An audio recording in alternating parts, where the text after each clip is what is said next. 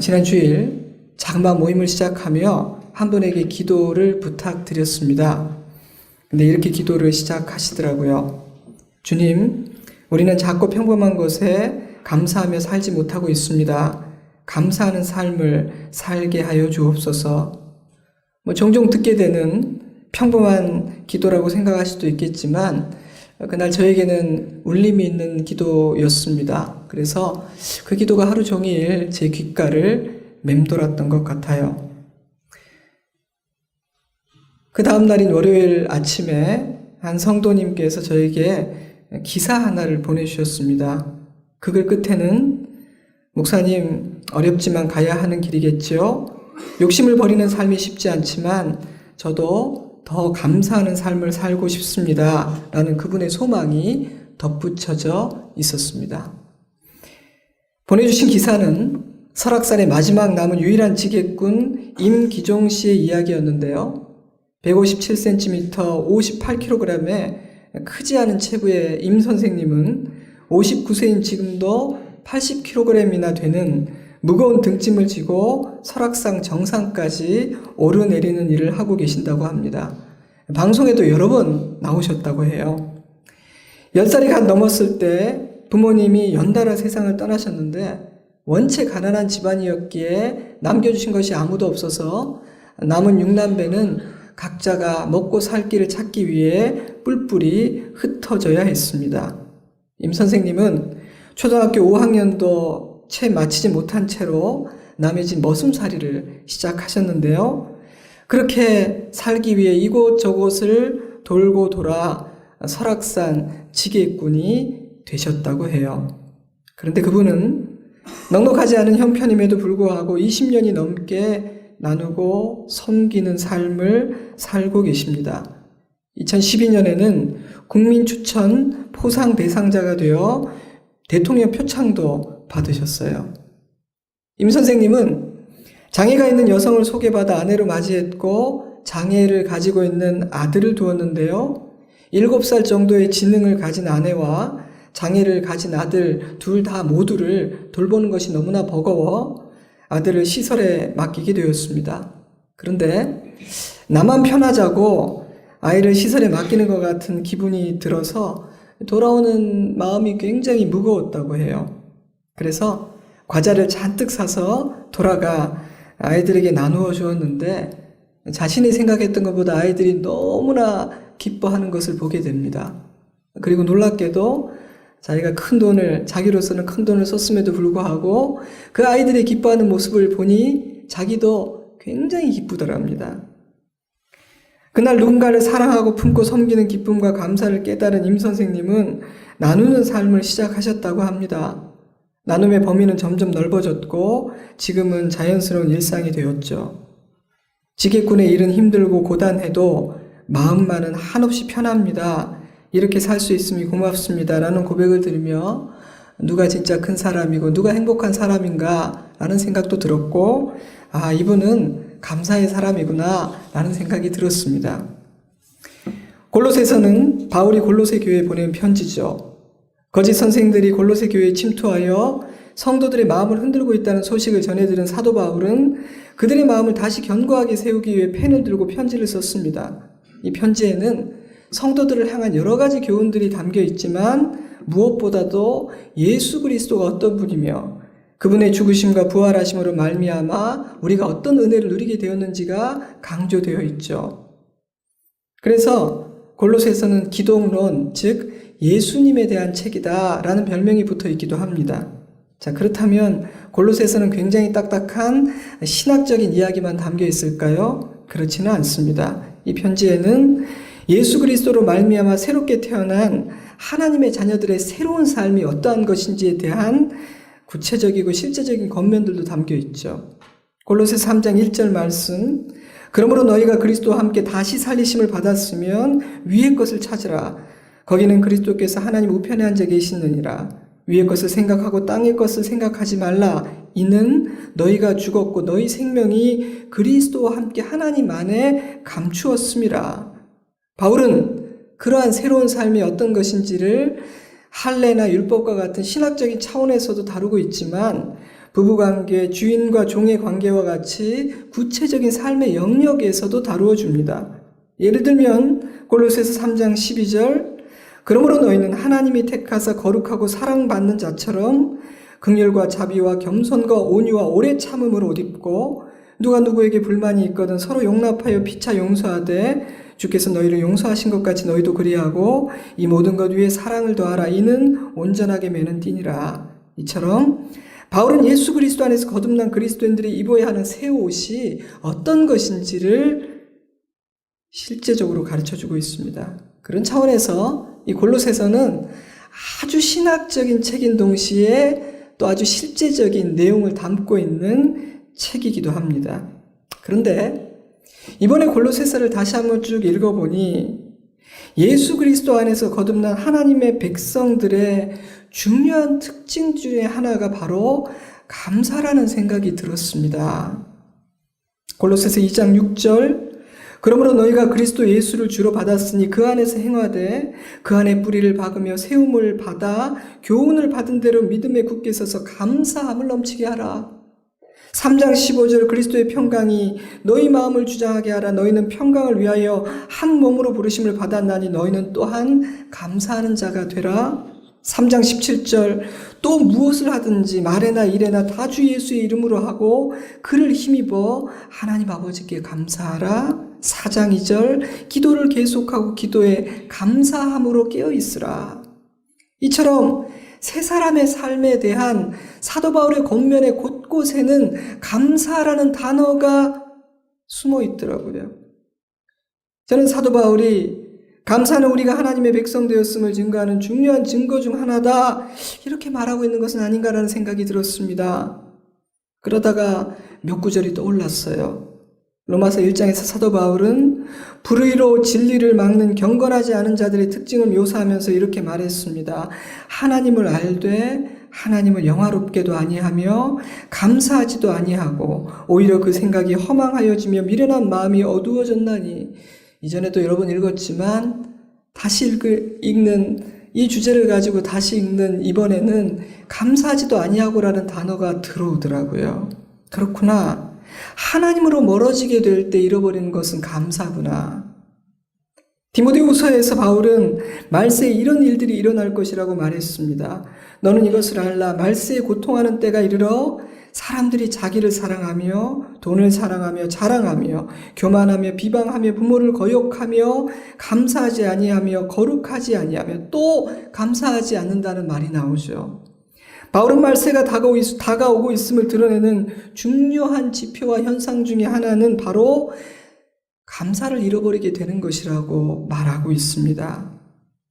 그렇다면 감사가 없는 곳, 감사할 수 없는 곳, 지옥은 그런 곳이 아닐까? 그렇다면 반대로 언제 어디서나 감사할 수 있는 곳, 감사가 풍성한 곳, 그곳은 어디이든지 그곳이 천국이 아닐까 하는 생각이 들었습니다. 성경대학에서 구약을 공부하고 있죠. 지난주에 출애굽기를 공부했고 저는 미리 준비해야 되기 때문에 민수기를 읽고 있는데요. 출애굽기와 민수기는 이스라엘의 광야의 여정을 담고 있는 책들입니다. 근데 감사에 대해서 묵상하다가 이스라엘의 광야의 여정이 생각났습니다. 감사할 수도 있었을 텐데, 감사하며 걸었더라면 그 여정이 덜 힘들지 않았을까, 천국같이 느껴질 수도 있었을 텐데 라는 생각이 들었기 때문입니다. 사실은 언제나 길이 아니라 내 마음이 문제이기 때문에 어떤 마음, 어떤 관점으로 걷느냐에 따라 광야의 여정은 지옥과 같을 수도 있고 천국과 같을 수도 있는 것인데, 감사를 잃어버렸던 이스라엘에게 그 여정은 하나님과 함께 했음에도 불구하고 즐겁지가 않았던 것이죠. 범사에 감사하라. 이것이 그리스도 예수 안에서 너희를 향하신 하나님의 뜻이니라. 감사에 대한 가장 대표적이고 선명한 권면인 이 말씀을 읽으며 저는 감사의 이유에 대해 생각하지 않을 수 없었습니다. 감사의 이유. 나는 언제 감사하는가? 나는 왜 감사하는가? 혹시 나의 감사 이유가 미성숙하거나 더 깊은 감사 이유와 감사의 뿌리와 본질을 내가 알지 못해서 나는 범사에 감사하지 못하고 있는 것은 아닌가? 흔히 설교자는 성도들을 가르치기 위해 말씀을 준비한다고 생각하실 수도 있겠지만 사실 하나님께서는 설교자를 먼저 가르치시기에 이 말씀 앞에서 이 질문을 제 자신에게 던져보지 않을 수가 없었습니다.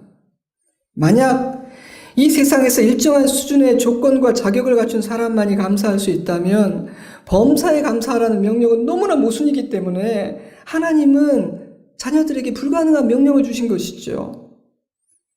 왜냐하면 모든 사람들이 원하는 성공을 거두고 원하는 것을 얻게 되는 것은 아니기 때문에 감사란 소수의 전유물이 될 수밖에 없을 것이기 때문입니다. 여러분, 저와 여러분은 실패도 하고 아픔도 당하고 고난도 당하고 때로는 내가 간절히 원했는데 그것을 손에 잡지 못하는 경우도 많잖아요. 그러나 하나님께서 몇몇 특정한 부류를 향해서가 아니라 모든 당신의 자녀들을 향해 범사에 감사하라고 말씀하신 것을 보면, 이것이 너희를 향한 나의 뜻이라고 말씀하신 것을 보면 이 말씀은 모든 하나님의 자녀에게 실현될 수 있는 명령임이 분명합니다. 설교를 시작하며 나눈 바 있는 임기종 씨만 해도 그렇죠. 초등학교 때 부모를 잃고 머슴으로 지게꾼으로 살아온 인생, 장애를 가진 아내와 장애를 가진 아들, 넉넉하지 않은 형편, 사람의 시각으로 볼 때 그분은 어느 면으로 보더라도 감사의 삶과는 거리가 멀어 보이지 않나요? 그런데 제 눈에 그분은 더 나은 형편에 있는 많은 사람들보다, 아니 저보다 훨씬 더 평안하고 훨씬 더 자족하는 그런 삶을 살고 있는 것처럼 보이더라고요. 그렇다면 감사의 이유와 감사의 뿌리는 사람들이 일반적으로 생각하는 것과는 다른 것이 분명합니다. 그렇다면 우리의 감사는 언제 풍성해지는가? 그 첫 번째 대답은, 감사는 하나님께서 당신의 형상을 따라 우리를 지으실 때 심어주신 그 DNA에 합당한 일을 행할 때 우리 안에 샘솟아 풍성해지는 것 같습니다. 이런 종류의 감사는 때로는 예수를 믿고 안 믿고 관계 없을 수도 있다고 생각합니다. 저는 임기종 씨의 경우 사람과 나눔과 선행의 삶이 그를 감사의 사람이 되게 했다는 생각이 들었어요.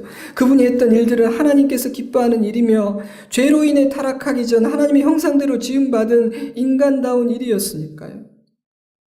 하나님의 형상대로 지음받은 인간은 하나님께서 기뻐하시고 이렇게 행하라 하신 그 길을 걸어갈 때 감사가 더 풍성해지도록 하나님께 처음부터 그렇게 인간을 설계하셨기 때문입니다. 그러므로 우리는 그 결과가 어떠하든 간에 주의 말씀을 따라 걸어갈 때 감사라는 열매를 거두게 되는 것 같아요. 출애굽기를 보면 하나님은 이스라엘을 애굽의 종살이에서 벗어나 자유자가 되게 하신 후 십계명을 비롯한 하나님의 법들을 주십니다. 이전에는 애굽의 법 아래 살았지만 이제 너희는 나의 백성이니 나의 법 아래에서 살아야 한다는 의미였죠.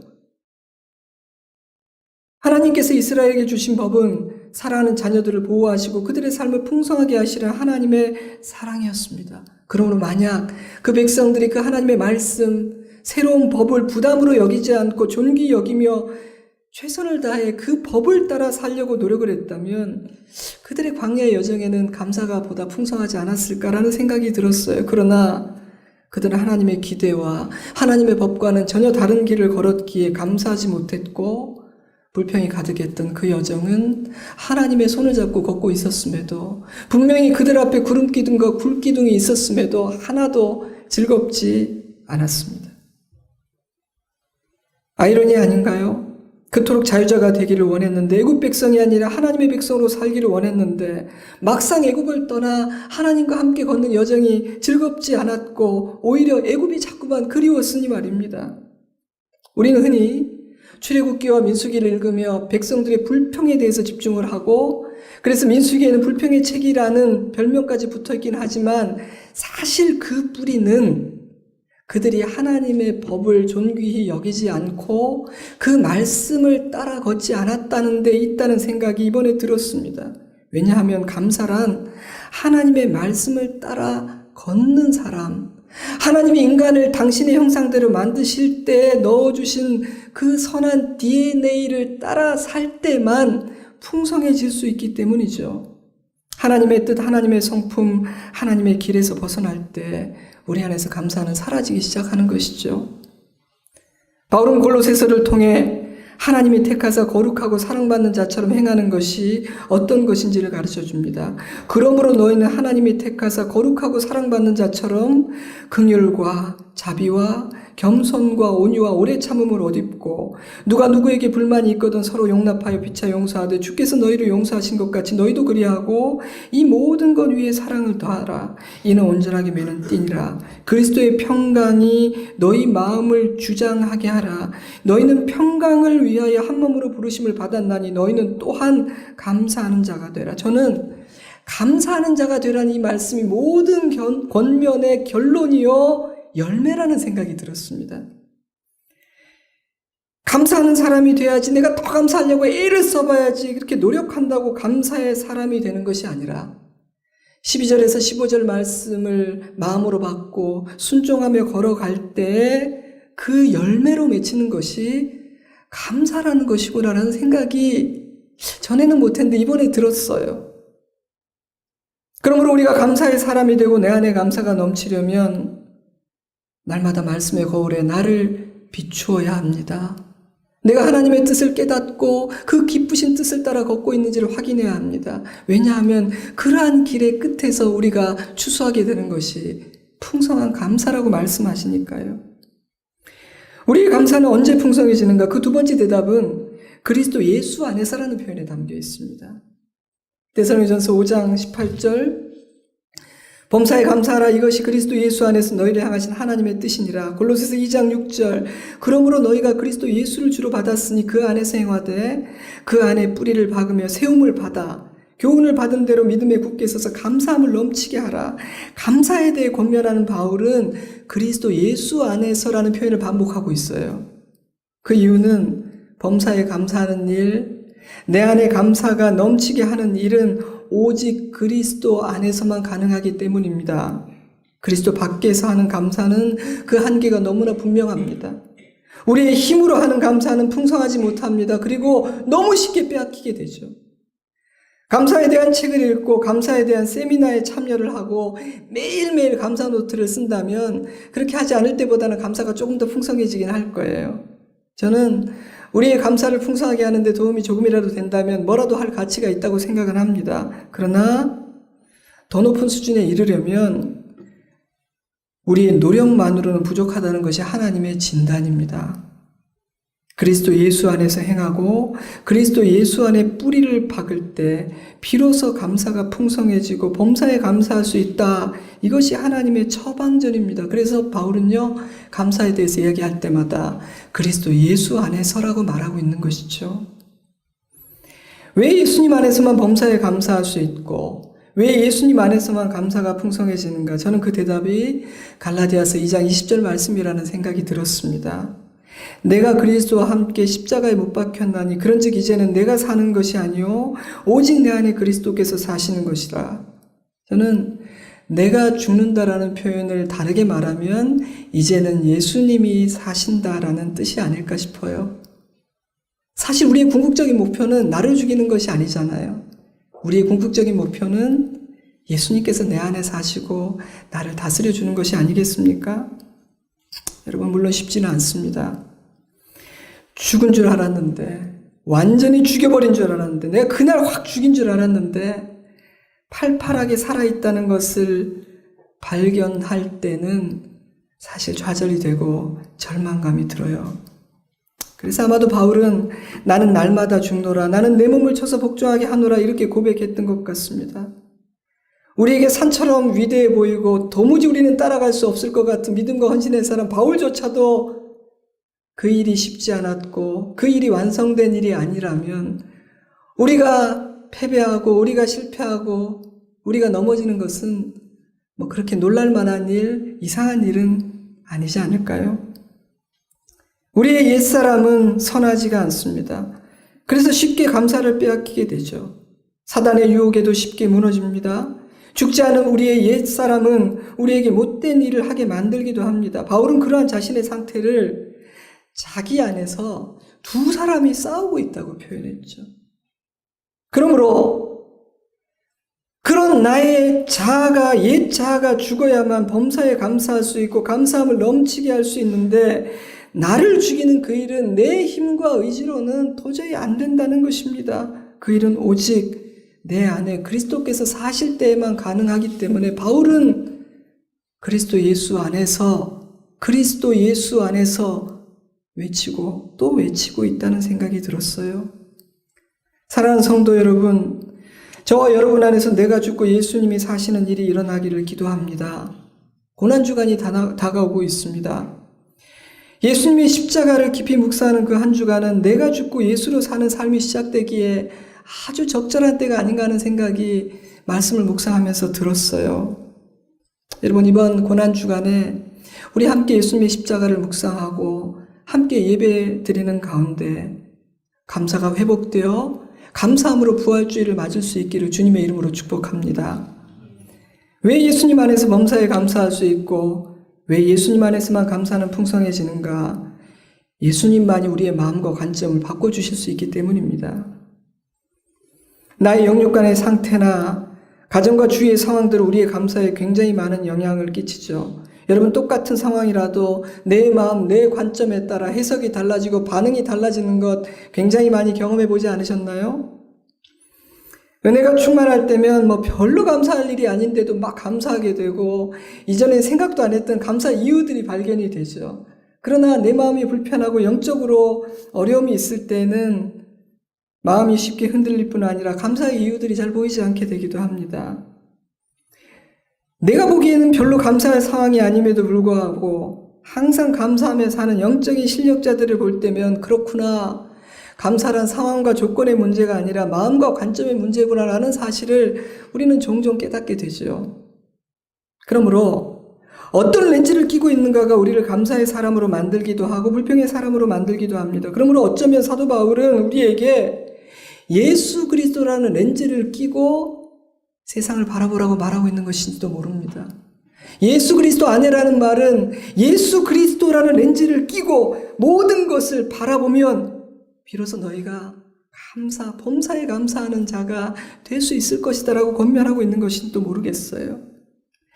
왜 예수님 안에서만 범사에 감사할 수 있고 왜 예수님 안에서만 감사는 풍성해지는가? 예수님께서 우리의 감사를 도와주시기 때문입니다. 3장 17절, 또 무엇을 하든지 말에나 일에나 다 주 예수의 이름으로 하고 그를 힘입어 하나님 아버지께 감사하라. 바울은 모든 일을 예수님의 이름으로 하고 그의 은혜와 능력과 이름의 힘을 입어서 감사하라고 말합니다. 우리 힘으로 안 되는 일이니까요. 창세기 3장에는 이 세상에 죄가 들어온 이야기가 기록되어 있습니다. 인간을 타락시킨 뱀의 유혹을 우리는 여러 가지 측면에서 묵상해 볼 수 있겠지만 감사라는 관점에서 그날의 일을 풀어본다면 그날 뱀은요, 인간에서 감사를 빼앗고 원망과 불신의 마음을 심어주었죠. 렌즈를 바꿔버렸습니다. 사실 창세기를 읽어보면 하나님께서 금지하신 선악을 알게 하는 그 나무 때문에 인간이 불편했고 아주 큰 아쉬움을 느꼈다는 흔적 발견할 수가 없습니다. 그런데 뱀이 인간의 관점을 바꾸었습니다. 하나님이 지으신 에덴 동산과 하나님을 바라보는 눈과 마음과 관점을 바꿔버린 것이죠. 왜냐하면 사단이 준 관점으로 그 모든 것들을 다시 바라볼 때는 감사가 사라지게 되니까요. 뱀은 언제나 그 일을 합니다. 그러나 예수님은 감사의 사람이 되도록 우리를 도우십니다. 감사할 이유들이 보이게 하시고 우리 안에 감사가 풍성해지게 하시고 우리가 힘있게 감사할 수 있도록 하나님이 도와주십니다. 그러므로 우리는 예수님을 힘입어야 합니다. 예수님의 이름을 부르고 예수님께 도움을 청해야 합니다. 하나님은 사랑하는 자녀들에게 감사의 사람이 되라, 감사가 넘치게 하라, 범사에 감사하라 말씀하셨습니다. 그렇게 명령하셨다는 것은요, 모든 하나님의 자녀들은 감사의 사람이 될 수 있다는 의미겠죠. 자, 그렇다면 우리는 무엇을 감사할 수 있을까요? 저는 우리가 하나님의 자녀라면 우리 모두에게 반드시 있을 수밖에 없는 세 가지 감사의 이유를 나누고 오늘 말씀을 맺고자 합니다. 무엇보다도 우리는 내가 하나님의 자녀가 되었음을 감사할 수 있습니다. 로마서 6장 17절, 하나님께 감사하리로다. 너희가 본래 죄의 종이더니 너희에게 전하여 준 바 교훈의 본을 마음으로 순종하여 죄로부터 해방되어 의에게 종이 되었느니라. 갈라디아서 4장 6절 너희가 아들이므로 하나님이 그 아들의 영을 우리 마음 가운데 보내사 아빠 아버지라 부르게 하셨느니라. 그러므로 내가 이후로는 종이 아니요 아들이니 아들이면 하나님으로 말미암아 유업을 받을 자니라. 우리는 하나님을 아버지라 부르는 그분의 자녀이며 바로 이 사실은 그 어떤 상황에서도 가장 큰 감사의 이유가 되는 것입니다. 여러분, 묻지도 따지지도 않고 가입시켜준다는 보험 광고를 보신 적이 있어요? 저는 가입은 해보지 않아서 모르겠지만 참 고마운 말이다는 생각이 들었습니다. 그리고 그런 광고가 먹히는 이유가 뭘까요?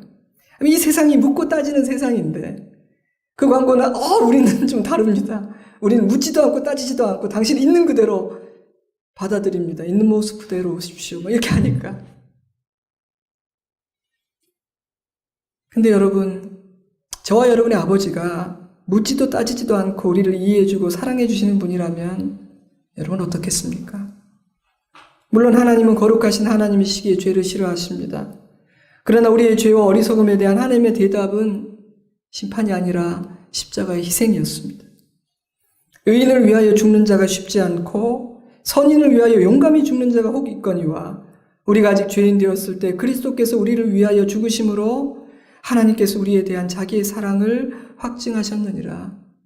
하나님은 우리의 죄와 허물을 위해 죽으심으로 그 큰 사랑과 은혜와 자비하심으로 인자하심으로 우리의 모든 더러움과 허물들을 완전히 덮어주신 것입니다. 아무런 조건이 붙어있지 않은 용서였습니다.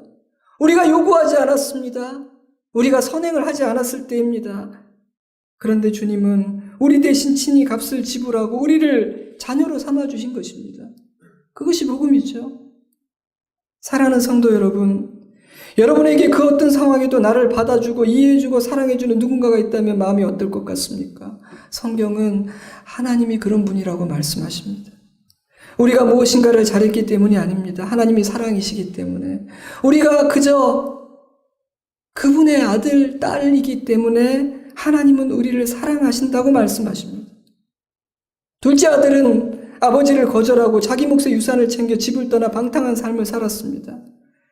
그렇게 갔으면은 아주 대기만성, 사업 성공, 떵떵거리면서 명함 파서 돌아와야 되는데 모든 것을 잃어버렸어요. 어려움에 처하게 되었습니다. 근데 놀랍게도 여러분, 이 둘째 아들이 그런 밑바닥에서 생각난 사람은 다름 아닌 자기가 반항하고 거절했던 그 아버지였어요. 그 아들은 그 자리에서 깨달았습니다. 결국 내가 돌아갈 것은 아버지 품인데 나를 사랑해주고 이해해줄 분은 아버지밖에 없는데 내가 그분을 아프게 하고 떠났구나. 모두가 꼴 좋다, 까불더니 꼴 좋아라고 손가락질을 할 상황이었지만 이 아들의 생각에 아버지는 그런 자신까지도 아무 말하지 않고 받아주실 것 같다는 생각이 들었습니다. 이 세상 천지에 이렇게 된 나를 받아주고 안아줄 수 있는 분은 내가 거역하고 저항하고 버리고 떠났던 그 아버지밖에 없다는 생각이 들었습니다. 그래서 그는 아버지께로 돌아갑니다. 잘한 일이었죠. 사랑하는 성도 여러분, 우리에게 이런 아버지가 있다는 것만큼 더 감사한 일은 없습니다. 우리는 실수하고 넘어질 수 있습니다. 죄를 짓기도 합니다. 못된 일을 할 수도 있겠죠. 그러나 그럼에도 불구하고 우리를 아무 조건 없이 다시 받아주시는 아버지의 품이 우리에게 있다는 것만큼 든든하고 감사한 일이 없습니다. 이것이 우리 모두의 첫 번째 감사의 이유라고 생각합니다. 또한 우리는 천국에 갈 수 있음을 감사할 수 있습니다. 너희는 마음에 근심하지 말라. 하나님을 믿으니 또 나를 믿으라. 내 아버지 집에 거할 곳이 많도다. 그렇지 않으면 너희에게 일렀으리라. 내가 너희를 위하여 거처를 예비하러 가노니 가서 너희를 위하여 거처를 예비하면 내가 다시 와서 너희를 내게로 영접하여 나 있는 곳에 너희도 있게 하리라. 현실의 짐이 너무너무 무거운 사람들은요, 자기 목숨을 끊음으로 그 모든 것을 끝내려고 합니다. 짐이 너무 무거운 사람들은요, 그리고 그 무게를 자기 힘으로 감당할 수 없다고 생각하는 사람들은요, 목숨을 끊음으로 짐을 벗고 모든 것을 끝내려고 합니다. 안타깝게도 이 시대에는 그런 일들이 자주 일어나죠. 저는 그 심정을 솔직히 이해합니다. 진지하게는 아니겠지만, 그리고 여러분들이 시도해보지는 않았겠지만, 아마 이 땅에 살고 있는 많은 사람들, 심지어 그리스도인들 중에도 어느 한순간 스쳐가는 생각으로 끝내고 싶다, 모든 것을 끝내버리고 싶다라는 생각을 해보신 분이 적지 않을 수 있을 것 같아요. 근데 문제는요, 죽음이 끝이 아니라는 것입니다. 죽음으로 모든 것이 끝나지가 않아요. 그러므로 죽음 그 이후의 삶이 준비되어 있지 않은 사람에게는 죽음은 형벌이 됩니다. 끝나는 것이 아니니까요. 그런데 예수님은 당신의 자녀들에게는 거할 곳이 있다고 말씀하셨습니다. 때문에 하나님의 자녀들, 예수 믿는 사람들은 물론 죽음의 과정이 너무 힘들지 않기를 바라는 마음이 있기도 하고 남겨둘 가족들에 대한 염려가 있긴 하지만 사실 우리는 죽음 그 자체를 두려워하는 사람들은 아닙니다. 우리에게 죽음이란 이 세상의 무거운 짐과 나의 죄를 내려놓는 날이거든요. 부족하고 연약한 우리가 온전히 예수님처럼 새 사람으로 변화되는 날이거든요. 사랑하는 성도 여러분, 우리에게는 천국이 예비되어 있고 이 사실이 우리의 감사의 이유가 됩니다. 마지막으로 내 곁에 믿음의 친구들이 있음을 우리는 감사할 수 있습니다. 두 사람이 한 사람보다 나으면 그들이 수고함으로 좋은 상을 얻을 것입니다. 혹시 그들이 넘어지면 하나가 그 동물을 붙들어 일으키려니와 홀로 있어 넘어지고 붙들어 일으킬 자가 없는 자에게는 화가 있으리라. 또 두 사람이 함께 누우면 따뜻하거니와 한 사람이면 어찌 따뜻하랴. 한 사람이면 패하겠거니와 두 사람이면 맞설 수 있나니 세 겹줄은 쉽게 끊어지지 아니하느니라. 여러분, 꼭 많은 사람의 필요는 없습니다. 전도서에도 단지 두 사람, 겨우 세 겹줄이라고 말했잖아요. 그러므로 나의 곁에 내가 기도 부탁을 할 수 있는 사람, 내가 손을 내밀 때 내 손을 잡아줄 수 있는 사람, 넘어지고 부족한 나를 있는 그대로 받아줄 사람이 한 사람만 있으면 됩니다. 사랑하는 성도 여러분, 믿음의 친구들과 함께 할 수 있다는 것이 감사 이유가 됩니다. 말씀을 묵상하고 있던 엊그제 한 성도로부터 이런 문자를 받았습니다. 그 문자가 마음에 이렇게 와닿아서 살짝 인용할 거라고 본인한테는 미리 저작권의 허락을 받았고요. 목사님, 첫 다락방 모임을 모였습니다. 근데 이것저것 몸이 아프지 않은 분들이 없네요. 나이 드는 증거죠. 만나보니까 그동안 다 아픈 거예요, 여기저기가. 그러나 주어진 상황 안에서 감사를 찾으려는 필사의 몸부림들이 있었고 우리는 그리함으로 살아가도록 허락된 존재라는 생각을 하게 되었습니다. 감사요? 그것이 참기름을 짜내는 것이고 모래밭에서 바늘 찾기라 할지라도 우리는 할 수 있다고 생각합니다.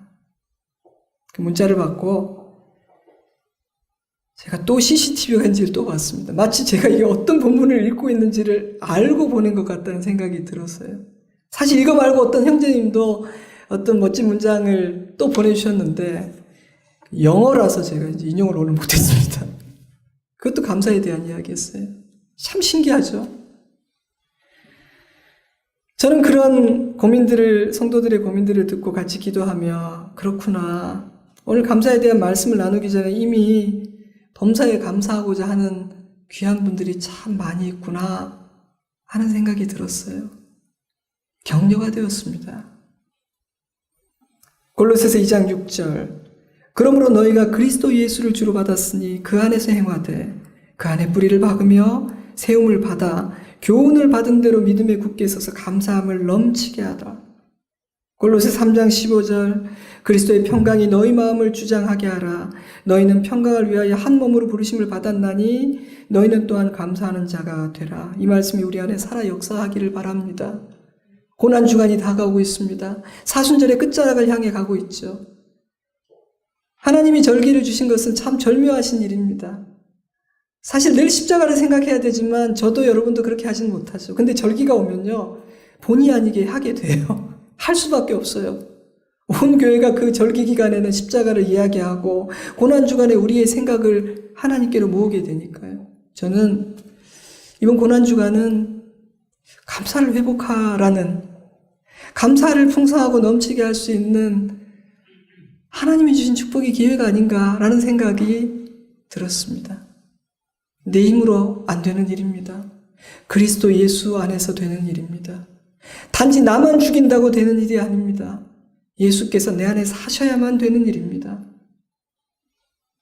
이번에 그 일 같이 한번 해보지 않으시겠습니까? 우리가 감사의 사람으로 모든 어둠과 마귀의 계계를 이기고 감사의 노래를 부르는 사람으로 서지 않겠습니까? 그런 은혜가 저와 여러분에게 있기를 주님의 이름으로 축복합니다. 오늘은 기도하기 전에 제가 마음이 동하여 찬양을 한 곡 부르고 기도하려고요. 아까 불렀던 주의 인자하신 그 사랑, 이 찬양이요, 참 제가 좋아하는 찬양인데 오늘 말씀과도 너무 맞더라고요. 그래서 이 찬양을 우리가 부르고 잠시 기도하는 시간을 갖겠습니다.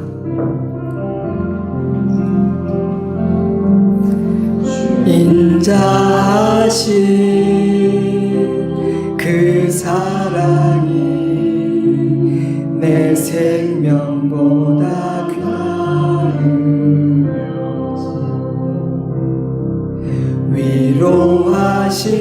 위로하시는 주 손길은 내 눈물보다 귀하여 변함이 없는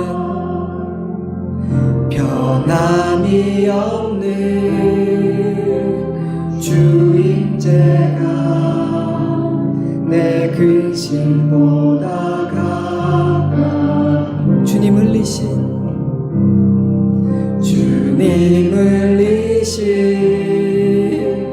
그 보혈은 내 상처보다 진하 결국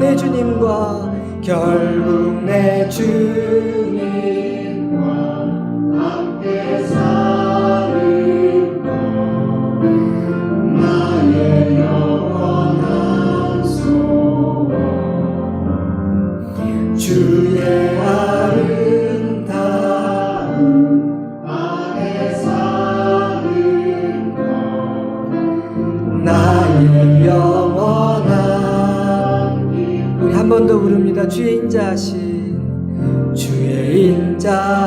인자하신 그 사랑이 내 생명보다 나으며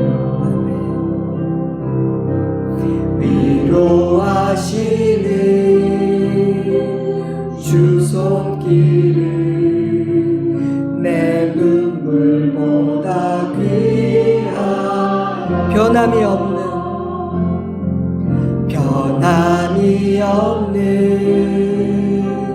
주 임재가 내 근심보다 가까워 주님 흘리신 그 보혈은 내 상처보다 진하 결국 내 주님과 함께하는 것 나의 영원한 소원 주의 아름다움 안에 사는 것 나의 영원한 마지막으로 결국 내 주님과 함께 사는 것 나의 영원한 소원 주의 아름다움 안에 사는 것 나의 영원 감고 우리 조용히 기도했으면 좋겠습니다. 물론 이 시간 기도할 때 하나님, 제가 감사의 사람 되고 싶습니다. 뿌리가 튼튼한 감사의 사람 되고 싶습니다. 감사가 넘치기 원합니다. 라는 기도도 해야겠지만 실제로 감사의 기도도 드렸으면 좋겠습니다. 우리 중에 어찌 감사의 이유 단 하나도 없는 사람이 있을 수 있겠습니까? 하나님이 우리 아버지신데요. 이 시간에 오늘 주신 말씀 가운데 여러분의 마음에 주님이 두드리시는 그 말씀 붙들고 기도하시고요. 그와 더불어 주님, 이것을 감사합니다. 제가 이것을 감사합니다. 이것을 감사합니다. 그렇게 감사의 고백을 드렸으면 좋겠습니다. 왜냐하면 그 감사의 고백은요, 능력이 있더라고요. 어둠을 물리칩니다. 더러움을 물러가게 합니다. 악을 이기게 합니다. 평안을 줍니다. 이 시간에 말씀을 붙들고 그리고 우리의 삶에 있는 감사의 이유들을 가지고 감사의 고백을 드리겠습니다. 함께 기도합니다. 아버지 하나님, 아버지 하나님, 하나님 감사합니다. 하나님 감사합니다. 참 놀랍고 신비합니다. 하나님의 은혜는 놀랍고 신비합니다. 주님, 아버지가, 나의 아버지가 하나님 아버지이심을 감사합니다. 언제나 돌아갈 수 있고 한없이 우리를 사랑하시고 자기를 주신 하나님이 내 아버지이심이 감사합니다. 우리에게 죽음이 형벌이 아니라 천국으로 이르는 문되게 하신 것 감사합니다. 제가 도움을 청하고 손 내밀 수 있는 믿음의 친구들 내 옆에 주신 것 감사합니다. 주님, 예수 그리스도 안에 제가 살기를 원합니다. 주님, 나를 죽여주시고 주님, 내 안에 예수님 사시기를 소망합니다. 아버지 하나님, 우리 성도들 모든 얽매인 것에서 자유하게 하여 주시고 모든 묶인 것에서 풀리게 하시고 나는 죽고 예수로 사는 바울의 고백을 우리도 할 수 있도록 도와주시옵소서. 좋으신 하나님, 좋으신 하나님, 언제나 우리를 받아주시고 아무것 묻지 않고 다시 돌아가는 우리를 품어내 주시는 아버지가 나의 아버지이심을 감사드립니다. 죽음이 형벌이 아니라 아버지의 집에 이르는 문이 되게 하신 것을 감사드립니다. 기도 부탁할 수 있고 나를 불쌍히 여겨주는 믿음의 친구들과 함께 걸을 수 있음을 감사드립니다. 주님, 이제는 나는 죽고 예수 그리스도로 사는 삶을 살기를 원합니다. 주의 말씀과 주의 법을 따라 살아가는 그 길 끝에서 풍성한 감사를 거두고 싶습니다. 주님, 우리의 연약함을 도와주시고 우리의 감사를 넉넉하고 넘치게 하여 주시옵소서. 그것을 믿으며 우리 주 예수 그리스도 이름으로 기도드리옵나이다. 아멘.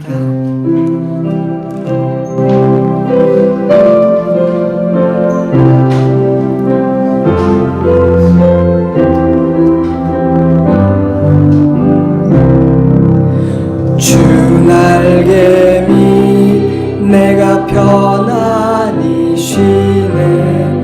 밤 깊고 비바람 몰아쳐도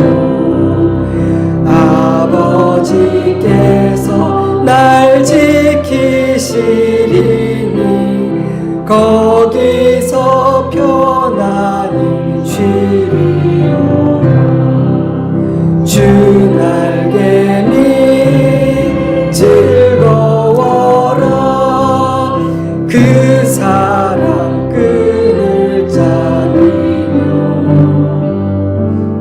주 날개미 내 쉬는 영혼 영원히 거기서 주 날개미 참된 기쁨이 있네. 고달픈 세상 길 가는 동안 거기 숨어 돌보심을 받고 영원한